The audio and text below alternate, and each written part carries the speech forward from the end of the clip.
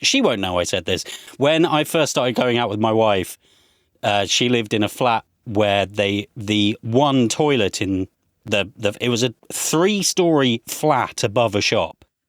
And the one toilet was right down at the bottom and the shower was right up at the top. And so one of the first things that I was told when I stayed over was, oh, it's okay, you can wee in the shower because the toilet's downstairs.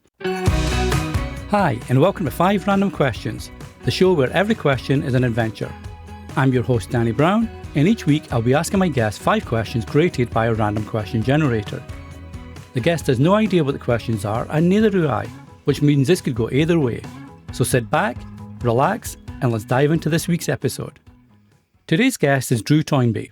Drew is a freelance digital creative, making fictional and factual video and audio content for podcasters and organisations across the UK. He's also the recipient of strange targeting for ads, which is always fun. So Drew, welcome to 5 Random Questions. Thank you so much for having me, Danny. I'm thrilled to be here. You are very welcome, mate. And I feel we need to talk about this targeting ad, or the strange targeting for ads, which I know you shared online. Because one of these recently that you shared was an ad that was from a brand that was looking for heartbroken men who want to get in shape with the Navy SEAL Challenge. So, Drew, aiming for a part in the next Expendables movie? Well, apparently so. Like, I'm on a weight loss journey, and so I get that. Like, I've been discussing where I've lost weight on WhatsApp, and so therefore Meta has that information. So Facebook has decided to say, oh, this guy's trying to lose weight. But as far as Facebook knows, and as far as WhatsApp knows, unless my wife is desperately unhappy and is messaging people on WhatsApp about the fact our marriage is about to end, but hasn't told me, then I'm not sure why Facebook decided that a fitness program for heartbroken men was what I needed. Yeah, it absolutely baffling. Normally it's quite good. Normally, like online ads, I can at least understand why the algorithm was like, you just have a look at this. You know, you like cooking. Here's a big knife. And I've fallen for it a couple of times. I bought the big Viking knife, and it was suspiciously cheap, and there's a reason why it was suspiciously cheap, and I shouldn't have bought it. But I will put it out there publicly via you, Danny. Thank you. I'm not heartbroken. As far as I know, my marriage is very happy. And Mark Zuckerberg, I'm not heartbroken, and I don't need those ads. That is, and we'll make sure to play this episode on Meta or Facebook or whatever it's called. I don't know. I've not been on that thing for a while now. I go online for work stuff, but I generally don't pop over there. But yeah, it's like normally you'll see these little ads or something in Gmail, right? If you've said something, like this is what I find freakish about. I'm an Android guy, but I know my wife's like an iPhone person.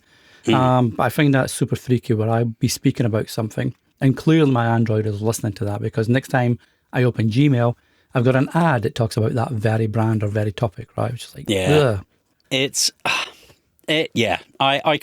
I'm in two minds about it. Like, I read an article that said we promise it's not listening, but it's kind of even more insidious than that, and it will be because your phone is in close proximity to someone else, and you've talked to them about it, and they've searched it.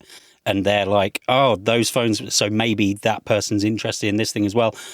But then sometimes it is just so, like, I'm so sure that I have not searched anywhere online for this thing, and now it's advertising it to me. And yeah, having admitted the fact that I occasionally have in the past, when I could afford to, impulse bought from adverts that I've seen online, I still partially find myself going, oh, but you know, I don't think I'm that susceptible to online ads. And then I actually examine what on earth I'm talking about, and I'm like, oh no, I'm a squishy brained idiot, and someone tell me, the stupid monkey, what to buy, and I want to buy it. So it's the world we live in, unfortunately. And I think maybe what I'm saying is I feel like it is a fair enough trade, in my opinion, from my perspective, to get these services for free, in inverted commas, if it means I have to look at some adverts. Yeah, I hear you. I keep telling my kids when they're watching TV and they're using the YouTube app to sign in under their account, their kids' account, because then I get some weird recommendation crap that comes because of their watching behavior, right? Yeah. Like, yeah. I could take you on a journey about the time my 5-year-old tried or started watching YouTube on my app rather than the kids' app, but I will save that for the late night edition. Well, speaking of late night editions, oh, exactly, a little segue there. But yeah, speaking of late night editions, so I was just I noticed that you had a new website, at least new for me, when I was like checking out your bio, updating, because we've known each other for a little while actually. Yeah. And obviously you're now doing different work from when I previously knew. Well, I still knew you from when I previously knew you the first time. Yeah, that's, you know what I mean, and hopefully the listeners do anyway. And I noticed you had a new website, so I thought, okay, that's cool. I'm going to check this out. And it's got an interesting, fun tagline. I'm going to share it. Well, you know it, but I'm going to share it with the listeners. So the tagline on the website is, I make online content and I'd like to do it with you too. I mean, come on, that sounds like an OnlyFans pitch there, mate. That's fair. I hadn't processed that, but I'm going to leave it. I mean, the website needs updating desperately anyway, but I promise you now, I will not change that at all. That's now going to be front and center. Absolutely. In hot pink glowing letters. I loved it. When I saw that, I thought, yeah, that is very much true. And I wondered, is there like a little sort of double entendre going on there? But I like it. I wish I could say it was, but no, that was entirely unintentional. But now it's intentional. Going forwards, the next time you're on my website, know that it is there intentionally from this point on. That is perfect. I'm going to get it on a T-shirt. You should get it on a T-shirt, mate. You got this. Just wander about Soho in London with that T-shirt on. Be awesome. Well, speaking of intentional, it is my intention to put you on the 5 random questions hot seat. So I am going to bring up my random question generator. Are you all set, Mr. Drew? I think so. All right. Perfect. Okay. Question number 1. I don't know if we can go with this, but anyway, question number 1, Drew. Have you ever peed in the shower? Yes. Yeah. You know, I don't know if I need to elaborate on that. It gets immediately washed away. I'm washing myself anyway. And actually, oh no, she won't know I said this. When I first started going out with my wife, she lived in a flat where the one toilet in it was a 3-story flat above a shop. And the one toilet was right down at the bottom and the shower was right up at the top. And so one of the first things that I was told when I stayed over was, oh, it's okay, you can wee in the shower because the toilet's downstairs. Yeah. So, you know, I have immense respect for someone who has the strength of character to not pee in the shower, but I do. I'm a weak-willed human being. Well, I hear you. I'm an older gent these days. My bladder is not what it used to be. So I may be in that journey with you. Without getting too weird, hopefully, he says. All the best questions start with that. Without getting too weird, are you directional or just let it flow with the shower? Just let it go. Just let it go. As long as there's a suitable, like if it is an enclosed standalone shower that's fully enclosed, yeah, you know, just if it's a shower over a bath and there's not an adequate curtain or screen, then I might pay a little bit more attention to where things are going. But yeah. Yeah, we don't want to go too deep into this. I will say it does remind me of a conversation. I was at Podcast Movement, I'm going to say 2023 in Denver. And I was there with a couple of the Captivate team, and I won't mention who they are because this might be an embarrassing conversation that we had. But we were out after the event, and we'd been for dinner, coming back, you know, to the hotel, whatever, and struck up a conversation as you do, you know, with your teammates when you're, you know, at events, etc. Mm-hmm. And a question was asked by one of my colleagues about, do you think it's normal and acceptable for, and this isn't a random question, she's like, it just reminded me of that, for your partner to poop while you were having a shower, which I just thought was like, where did that come from? I mean, I'll give you my answer to this as a bonus random question. That's another life conundrum that I've had to face up to when my relationship with my wife started.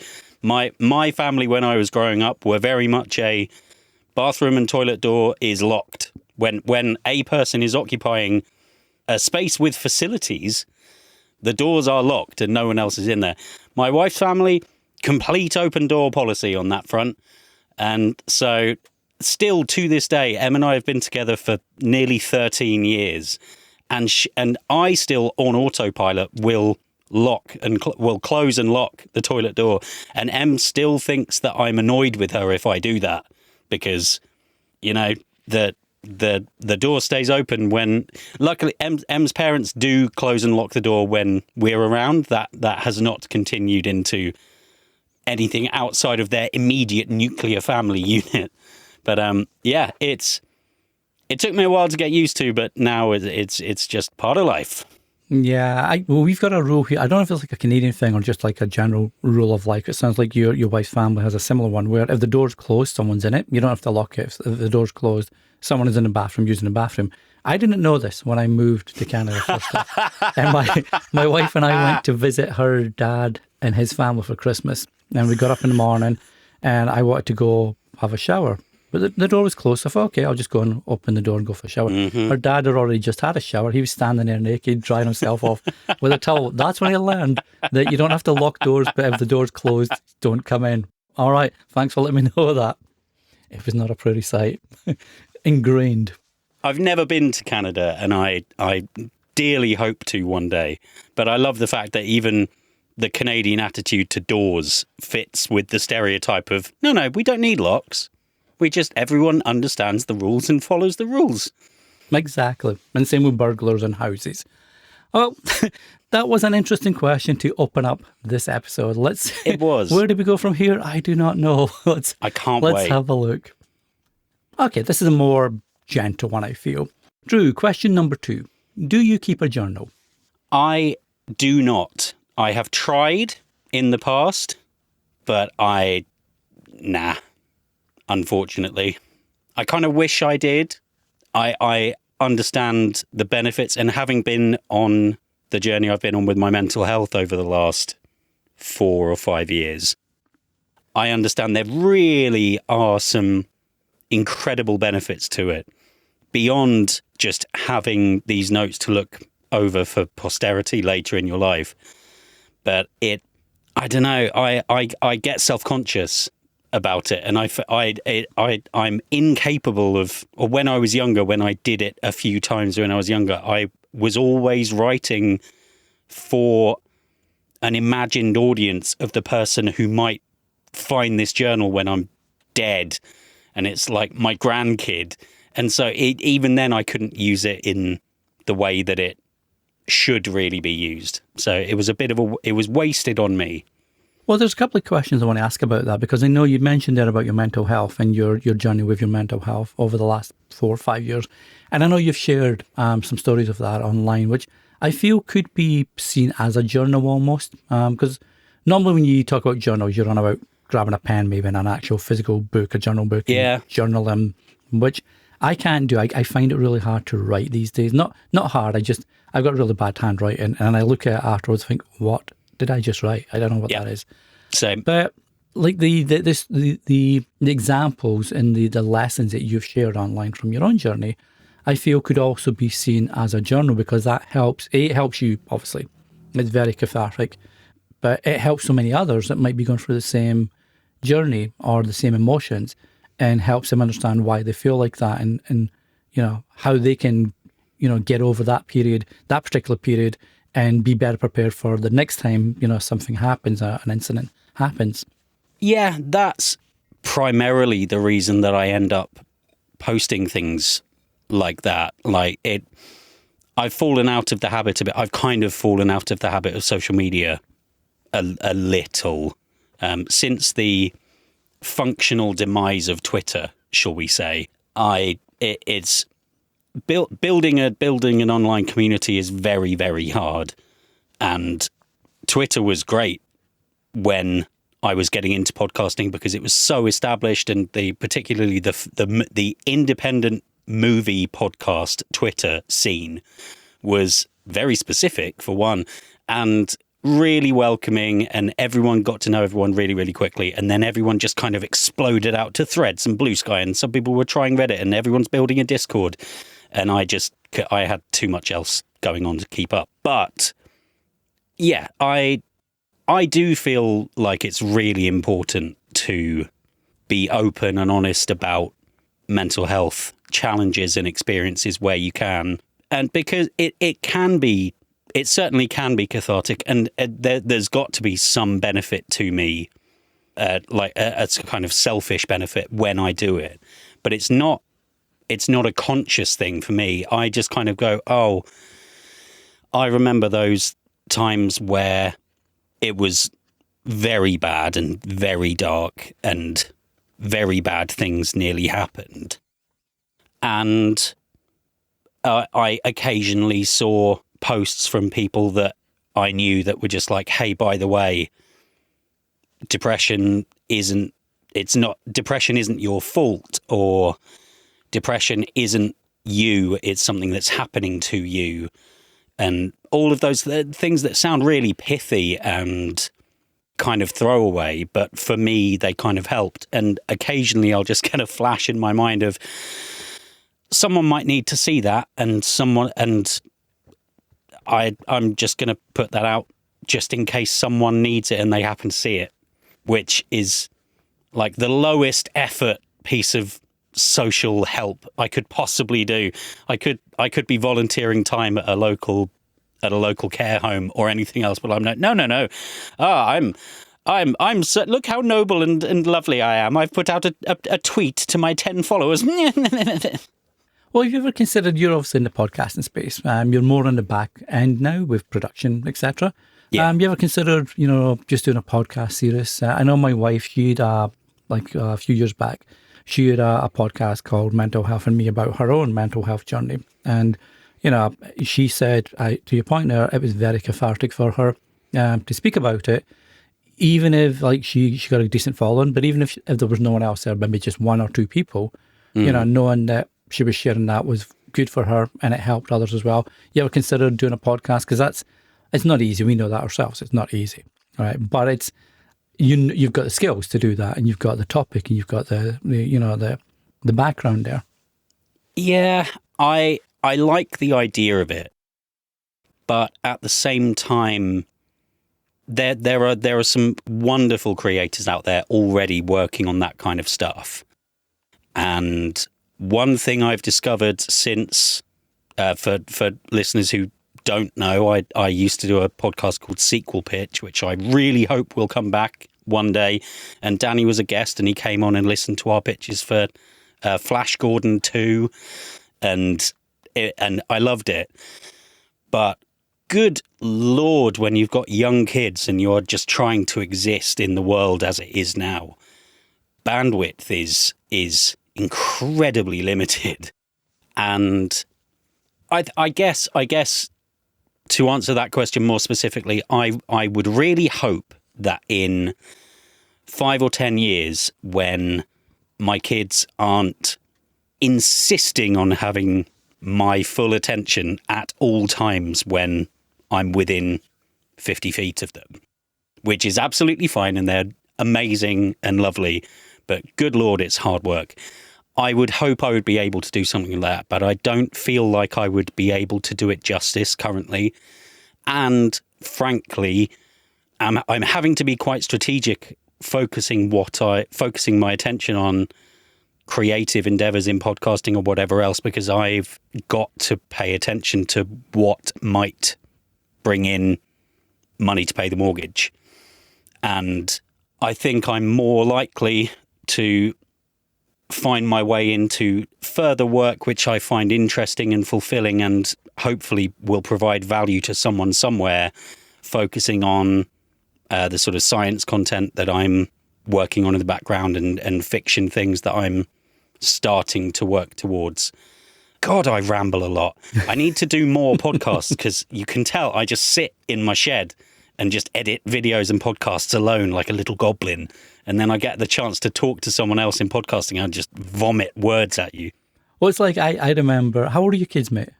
One is just about to turn 6 years and the other is just about to turn 10 months. Yeah. So I remember our kids when they were younger. We've got 2 teens now. So I completely get you on the attention deficit that you have, because it's just, and I'm going to give you a little bit of bad news. It doesn't get better. Now they have different needs, right? So they need you to take them places. They need you to have money for these places, etc. So the attention might improve, but you've got a whole other world of pain coming, mate. So I'm just prepping for you that now. Thanks, Danny. Well, speaking of prepping, we don't have any prep for this because it is random. Let's see what question number 3 brings up. Model 1. Okay, Drew. Question number 3. If you found, I'm going to change the currency here. If you found £100 on the ground, what would you do with it? I would. Danny, can you tell me where I am in this hypothetical scenario? You're just outside an orphanage that's got lots of signs where saying we need food and donation. Not just anywhere, mate. You could be in the park. You could be downtown, going to work. You could be on a train, anywhere at all. I can't let you off. Sorry. No. It would depend on. I'm being honest. It would depend on where I was. If I was just on a busy street, and it was there, I would feel compelled to be like, so has anyone dropped this?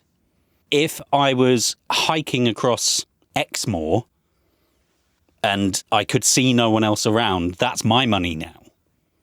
And but yeah, so there is some degree of social pressure, I suppose. And I know that the absolutely correct answer is you pick it up and you take it to the nearest police station and you hand it in. And so, sorry, I am admitting that I would act with criminal intent if I had absolutely no way to possibly identify who it belonged to. In fact, I was about to say, I'm basically telling you I'll do anything I can if I know I'll get away with it, but that's an awful thing to say. And maybe edit that out. I'll leave that to your discretion. Well, especially for someone that's got a big knife that they got for cheap. Yeah. No, it's cheap. It can't do damage to anyone. Well, you'd mentioned there, though, if you were in a busy, let's say you're down middle of the town, in the shopping centre or something like that. Because I've been away from the UK for many years, so I don't even know what it's called now, downtown, down the city, whatever. But yeah, if you were in like a really busy area, you're now hoping people would be, or someone would be honest, right? Because how can you prove that's their £100, for example? Absolutely. Were I thinking fast enough, I might say, has anyone dropped some money, quite loudly? But I get there's no, at some point you either have to benefit yourself or have faith that either the right person says, oh yes, that's mine, and that's the best case scenario, or that if someone on the street had the audacity to just be like, oh yeah, that's mine, completely dishonestly, and just take it and walk away, I would like to believe that person really needed it. Like, I'll be being honest, like if I was on the street and we weren't about to make the mortgage and I had 2 invoices that weren't going to be paid for 3 weeks and we had to pay the mortgage in 2 days, then maybe I would act differently. But yeah, it's really hard to have faith in other people sometimes, particularly now in the world, for many, many reasons. And what's messed up is that just from me saying that, people would still not really have any idea what my like ethical or political affiliations are, which is, that's just the way the world works. But I do try to give people the benefit of the doubt.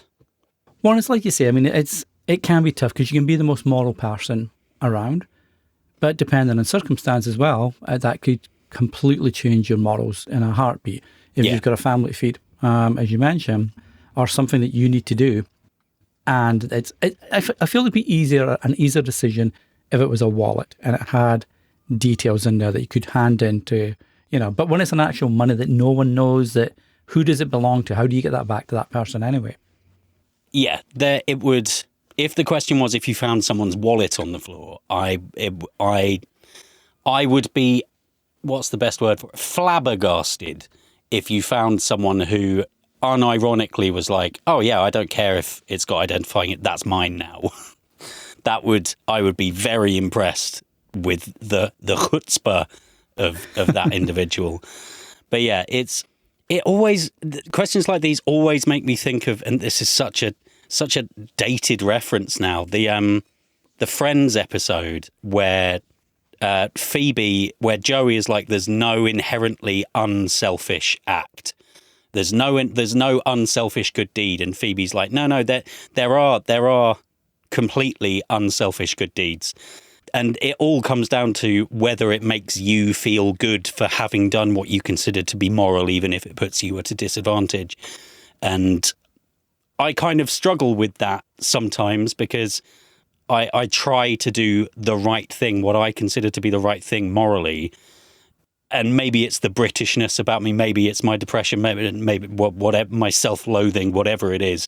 But I question myself about that all the time. Like when I said I hope I would say, has anyone dropped some money? I know that part of that would be because I don't want to be a baddie, in inverted commas, and I might feel like a baddie. And so if I do that, I get to feel morally superior over nothing.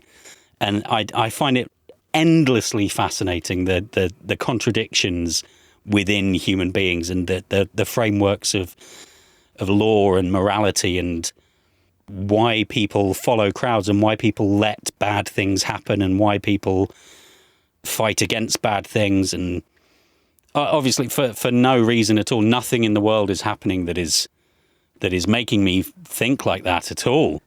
Yeah, I'm waffling again. I'm so sorry. Hey, no. It's a conversation. There's like 5 random questions. You know, answers are answered. But it does remind me, I don't know if it was like the Civil War movie or it was based around a similar premise. But there's a saying, and I'm going to paraphrase it because I can't remember it quite word by word. But basically, society is one bad day away from destruction. That movie blew me away, by the way. Like I'd heard very mixed things, and I love Alex Garland. And conceptually, the idea of there being a civil war in the US has been on my mind for 9 years at this point. Just it's one of those things where I have occasionally said to my friends and family, like, this is messed up, but objectively speaking, this is a fascinating time to be alive. Subjectively, it's absolutely terrifying and insane.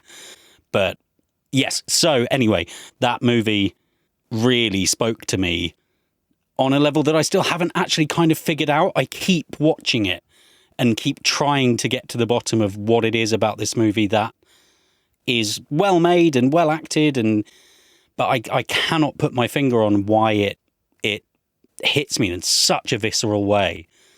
But yeah, that there's a fantastic. Are they fantastic? There's a very readable set of books called 0 Day Code, which is about a cyber attack on the American food distribution network. And effectively, there's only enough food in any given area for human beings for 3 days. And after that 3 days, when people can't get food, it's instant anarchy. And yeah, if that breakdown of society, but not like Mad Max and zombies idea of a kind of apocalypse, but a kind of technological breakdown into anarchy, I would thoroughly recommend those books. No, check them out. My wife's very much a book lover. She hasn't had the chance to read as much lately because she's very busy with her kids as well, with sports and stuff. But I'll definitely check them out because that sounds like the kind of stuff I'd like to, dig into. It's the kind of stuff my granddad always says, you need to learn and you need to be aware of the world, etc. You should read that. So I will definitely check them out anyway.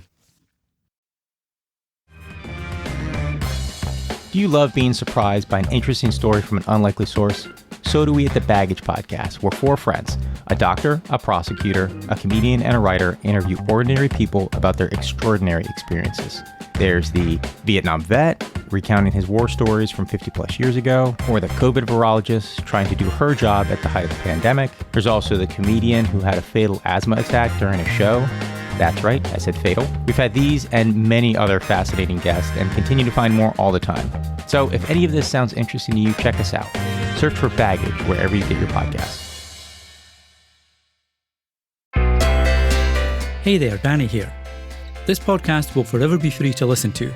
But if you enjoy 5 Random Questions and get value from the show and want to support it, you can do that with a donation of your choosing over at 5randomquestions.com/support.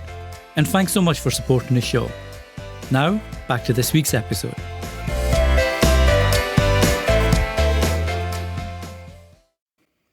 So that was an interesting interesting diversion there. Let's have a look and see what question number 4 brings up.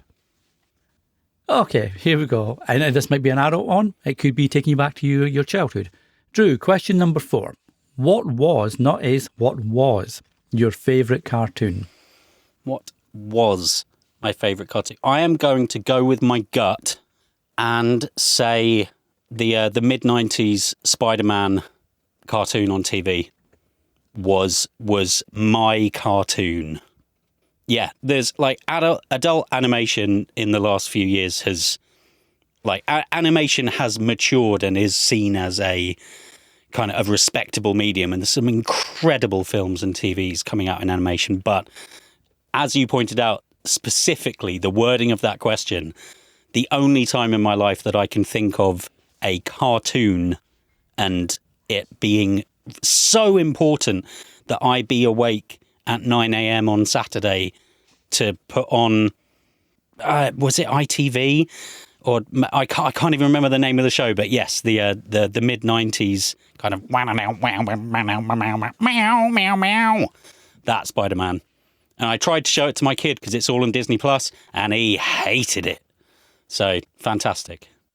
I'll have to look that. And was that just called? I'm trying because there's been so many animated Spider-Mans over the years. Obviously, there's a new one on Disney Plus that I really enjoyed. Yes, yeah, I'm really enjoying that one too. Fantastic.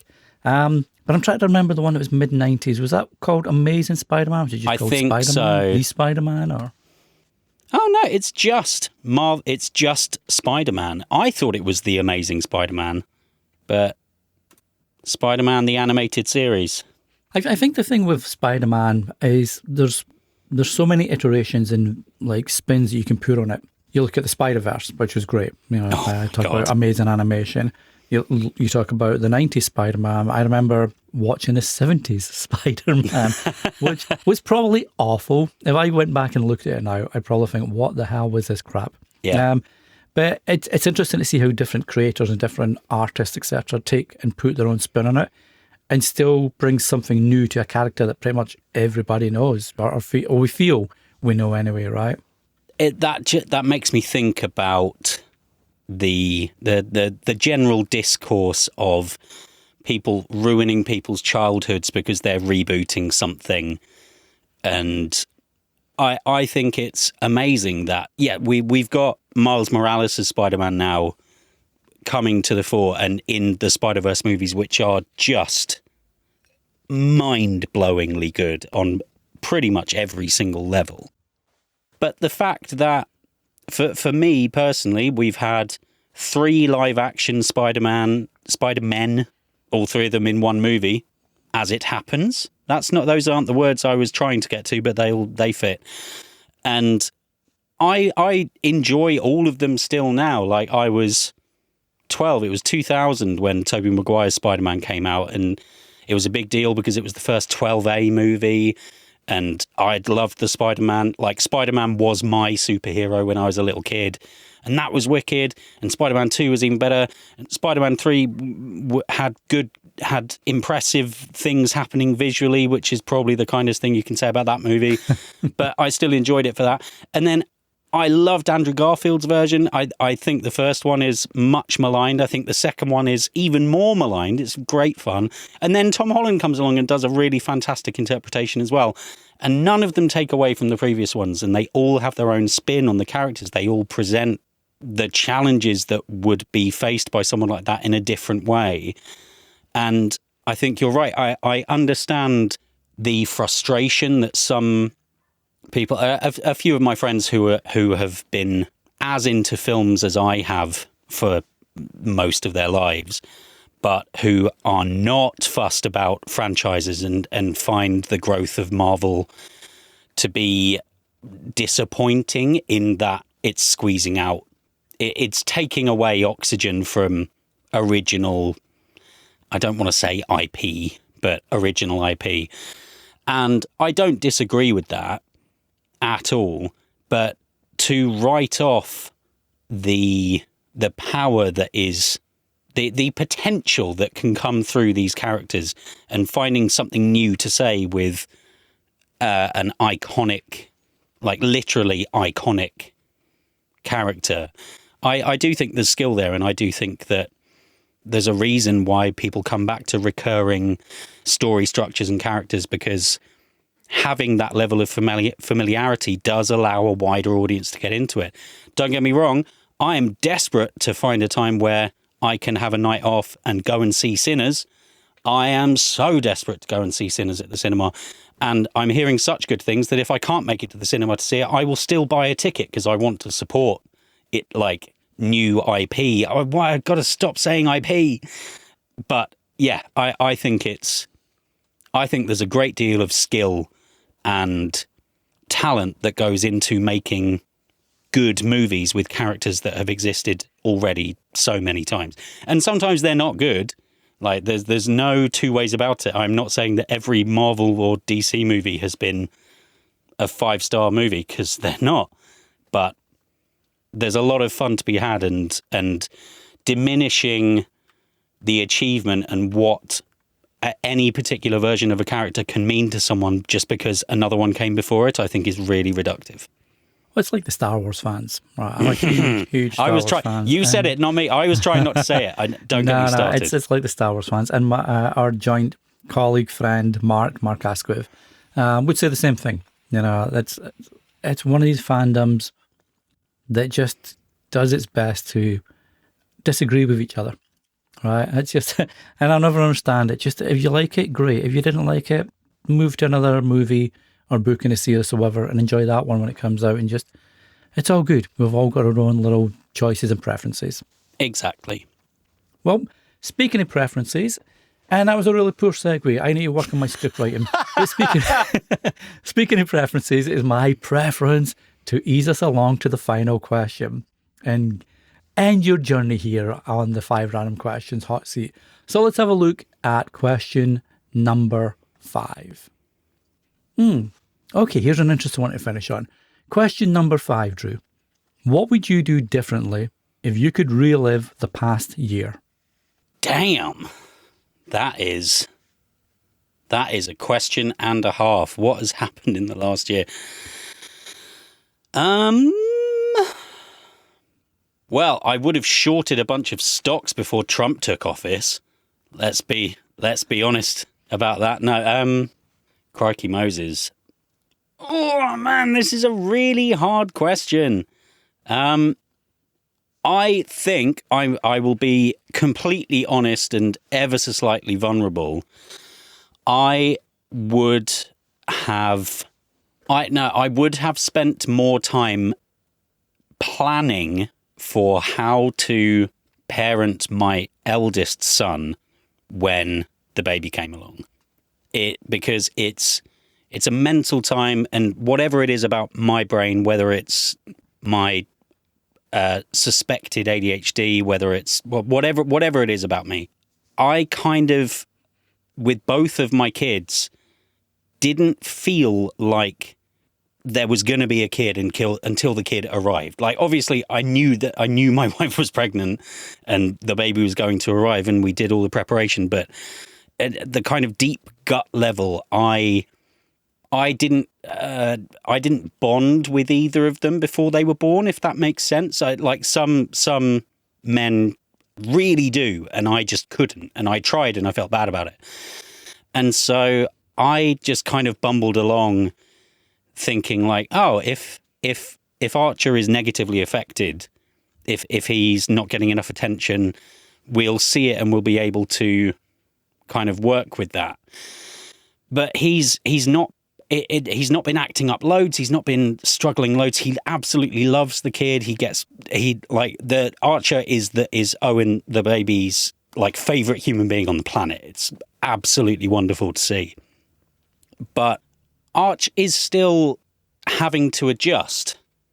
And one thing that I've realized in the last few months through kind of discussing with my wife, and kids' behavior goes up and down all the time anyway, and he's 5 and he's in school and he's got so much going on, so you can never be exactly sure. But we realized when things are mad and I'm scrambling to find work and Em's got a baby pooping everywhere and Arch has got to go to school and he's got clubs and someone's got to walk the dog and the cats have run out of food and we've got too many pets, and that I've realized that there may be chunks of time where the only kind of interaction that Archer gets from us is us being annoyed because he's playing up.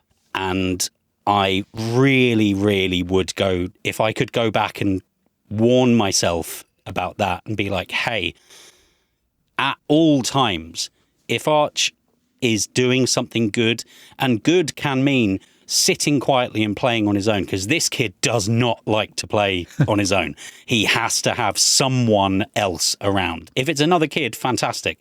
But when he doesn't have a friend round after school, that's me or his mum. So if he is sat doing something on his own and not demanding attention, that's awesome. And that needs to be recognized. And I've not been good at doing that until the last couple of months. So there we go. That's my answer. I would be better at that. Do you think, because I'm a parent like yourself with 2 kids, ours are a bit older than yours now, but I do recall that age and their attention. We talked about that earlier, mate. Do you think sometimes as parents we might feel we aren't doing enough? You mentioned it there. You know, you'd like to have been more present on the good times and recognise that more, and let Archer know about that. But do you think sometimes it's that's on us, that we feel we've not done that, whereas your son's probably super happy anyway, and isn't even thinking he's not getting attention because he's just in the space with his parents and the pets and the little one, etc. I hope that's the case. I really do hope that's the case. And I'm not massive. Em is quite into. Em likes to scroll Instagram Reels. I'm not an Instagram Reels person, but Em's Instagram algorithm knows that she's a parent to a kid who's around 5 years old, and so she just constantly gets videos about here's how to help your kid, or how to deal with a kid being different, etc., etc. And it seems to be quite a millennial thing to be hyper aware of parenting styles and potential impacts you might be having. And it's a funny joke, but also it feels very true that, you have no idea when the day that I'm not going to remember if I got frustrated and shouted at Arch for refusing to eat his vegetables. I won't remember that that's happened, but he might remember that for the next 20 years. Like the time Daddy snapped because he wouldn't eat some broccoli. So I really hope you're right. I really hope you're right. And often I can sort of go, no, we are doing a good job. Like, ultimately, I do believe that he will grow up being like, well, whatever they messed up, I know my parents loved me and did their best for me. And that's all you can really hope for. But, I don't want to mess up my kids. Like, I'm messed up, and it's not my parents' fault that I'm messed up, but things they did contributed to me being messed up. And and I'm so desperate for that not to happen. But then you get into the self-fulfilling prophecy thing of, oh, maybe if I try so hard not to mess them up, I'll mess them up more. And you just have to do your best and wait and see. Yeah, well, it's interesting you mentioned, like, you used the phrase "messed up" there, because I'm not even going to try to be in your shoes. But I always feel, not always, but I feel that's an interesting phrase that I hear a lot. I am a co-founder of a charity, a non-profit that helps mental health in teens at school, at high schoolers, university goers. And it's a phrase that pops up like "messed up," something's wrong with me, I'm not okay. And oftentimes, like, it's the least messed up. It's people that don't have issues, for want of a better phrase, but people that don't have issues that might be more messed up, so because it might be that they're putting on a facade, whereas you're being upfront and, you know, public and honest, if you like, with I suffer from this, and this is, I hope I don't pass that on to my kids. But there's nothing wrong with that kind of messed upiness, of, for want of a better phrase. I'm not a psychologist, I'm not trying to say anything like that. It was just interesting to hear that phrase, you know, and people feel they're messed up when we're not, hopefully. Well, yes, and being open and communicating openly, that's like something that my wife and I have learned together over the course of our relationship. Is we obviously we got on incredibly well. We had a really good relationship when we first got together, or we wouldn't have got married. But when my breakdown happened, and we both realized the degree to which I had not been communicating my feelings, even to myself. Yeah, it's a really, I really like the way you've made me think about that, Danny, because yeah, I am messed up, but the way that I deal with it is the least messed up way to deal with it. And I like that a lot. So thank you for that. Yeah, no, for sure. And I like that phrase in there, you know, the least messed up way to deal with it is the most. What? So I'll have to listen back to my so this is what happens when you get old. You forget the sentences and the structure of that. But I like how you phrased that, and you know, you set that there. I feel that's like you mentioned, that's the perfect way to have an outlook on that, right? Well, speaking of messing up or not messing up, we have made it to the end, and I don't feel. There was some dogs, and for the listeners, I'm going to be editing this out. There was some dog barking earlier because my deliveries arrived or something. That's why we don't do this live or have a video version, because it will just all appear. But Drew, you made it to the end of the 5 random questions. Yeah. As is only fair. I've had you on the hot seat for the last 40 minutes or so. It's only fair that I now hand the reins over to you and put me into the question hot seat. Mine for you, Danny, and I'll come up with another one if someone else has asked you this already. What's your favourite life hack? You know what? Like for me, I guess, and it's not a life hack. I don't know if this is a life hack or not. I feel it is, because I feel there's a certain way to do this. Mm-hmm. And if you do it any other way, it's not going to be as effective. So to me, that's a hack. That's a life hack.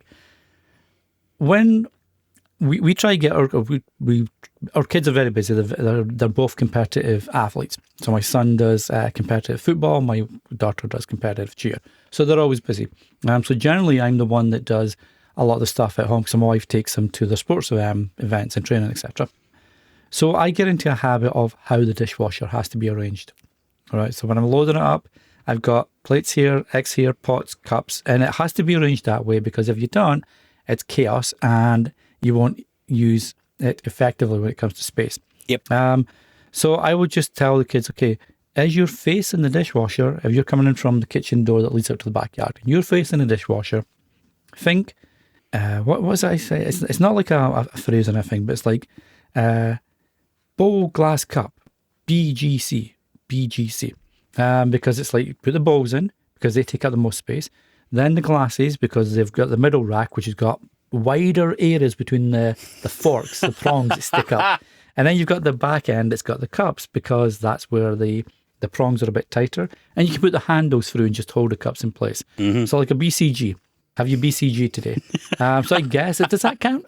I think it does. I think a hack, I'd be interested to know if there's any kind of definitive definition, if there is any kind of official definition, but I like to think of it as unexpected efficiencies. So, and that is an unexpected efficiency. Absolutely. Make it like not just having your own way of loading the dishwasher, because I've got my way of loading the dishwasher and it is not the way my wife loads the dishwasher, but trying to pass that on as a structured thing for people around you. I would say that's a hack. Thank you. You're welcome. And that's, I thank you for making me think about that, because life hack could go anywhere. But yeah, I'm going to go with that one. Cool. So Drew, I have really enjoyed chatting with you. I knew we would, and this is the second time for us to try to get together, because the first time that was just chaos and try to organise it, and life happens, unfortunately. So I appreciate you taking time, the second time around. For anybody that wants to know what you do, wants to maybe do stuff with you online and film it, I've gone by your tagline. Have to get that back in there.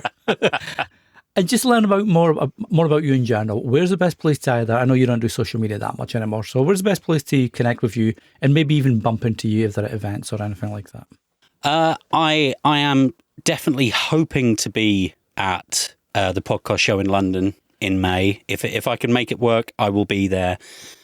If I'm going to be active on social media, it's going to be on Blue Sky. Just look for Drew Toynbee. If you want to check out my suggestive and nowhere near up-to-date enough website, it is drewtoynbee.com. And I need to change that, because it's not even the name that I sort of send out on invoices. I have a slightly different company name, so it just feels very self-indulgent. But I'm working with the domain name that I got when I was an actor and thought I would need a website because I was an actor trading on my name, which didn't happen. But there we go. And I will be sure. I will have to get back on and have a question about the actor. That's like, you sneaked that in there, you monkey. But yeah, I shall leave all the information to Drew's site and obviously Blue Sky in the show notes. So if you're listening to this episode online on the website or whatever podcast app you prefer to listen on, be sure to check out the show notes as always, and the links will be there to take you through to Drew. So again, Drew, I appreciate your time today and for coming on and answering 5 random questions. Thank you so much, mate. I've loved it. It's been so good. Thanks for listening to 5 Random Questions. If you enjoyed this week's episode, I'd love for you to leave a review on the app you're currently listening on. And if you know someone else that would enjoy the show, be sure to send them this way. It's always appreciated. Until the next time, keep asking those questions.